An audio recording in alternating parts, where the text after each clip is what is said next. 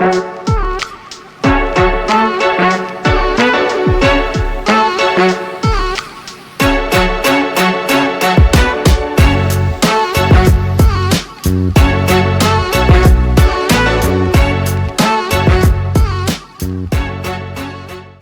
my name is Irina, and I want to talk to you about the future of technology and content creation. And today's topic is why digital education isn't just for experts anymore. A few years ago, if you wanted to teach online, people expected that you will be an expert, maybe a professor or someone with long list of credentials.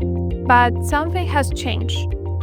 Today, more and more people are learning from voices outside of traditional institutions. People who don't have formal titles, but who do have clear, helpful ways of explaining what they know.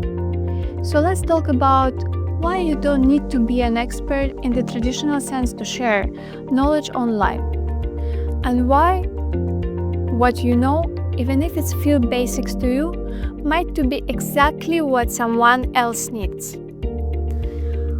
One of the most common things I hear from the people who want to teach online is, I'm not an expert. And usually, that's not because they don't know their topic. It's because they think they need a certificate, a degree, or some kind of official approval before they can begin. But look around.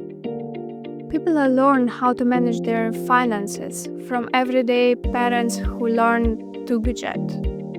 They're learning languages from tutors who studied casually, but know how to keep it simple. They're learning to build websites, cook, write better, or speak in public, not from celebrities, but from regular people who took the time to break down what they know. This is where digital education has become more inclusive. What matters isn't having all answers, it's being willing to guide someone who's just 1 or 2 steps behind you. That means your value doesn't come from having a perfect CV. It comes from your ability to create clarity. And when you focus on your clarity rather than credentials, something powerful happens. You begin teaching in the way that feels real. And that's what people connect with. You don't need to know everything. You just need to know how to help someone make a progress.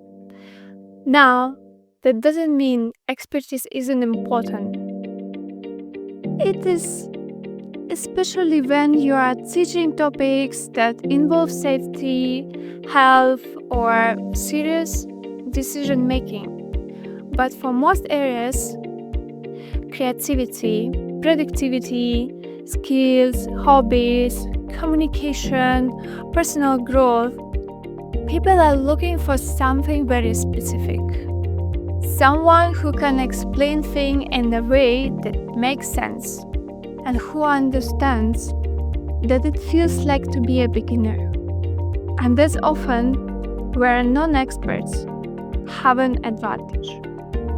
If you recently learned something yourself, you remember the struggle. You remember what confused you. And that makes your explanation more relatable, more human. This is what we are seeing across the world right now.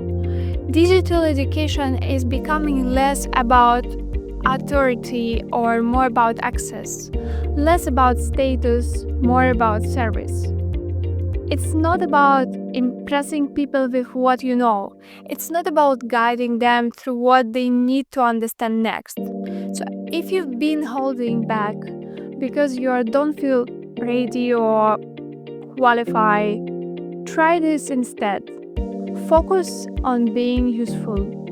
Ask yourself, what have I figured out that might save someone else's time, energy, or stress?